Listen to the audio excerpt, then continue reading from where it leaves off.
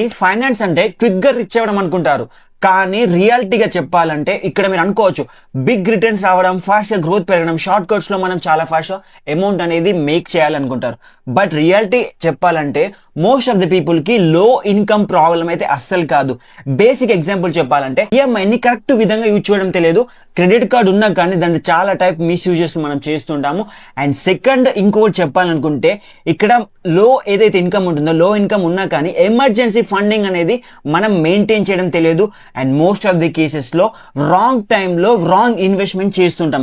So లో income ఉన్నా కానీ దాన్ని కరెక్ట్ వేలో యూజ్ చేయడం చాలా మెంబర్స్ కి తెలియదు. సో ఎప్పుడైనా మనం కోర్ రియాలిటీ అర్థం చేసుకోవాలంటే మనకి హై రిటర్న్స్ వద్దు. హై రిటర్న్స్ కాకున్నా కానీ ఏదైతే స్టూపిడిటీ మిస్టేక్స్ ని తక్కువ చేస్తే సరిపోతుంది.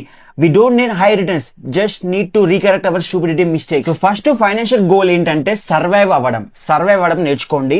స్ట్రెస్ తగ్గించుకోండి, వీలైనంత వరకు స్ట్రెస్ తగ్గించుకోండి.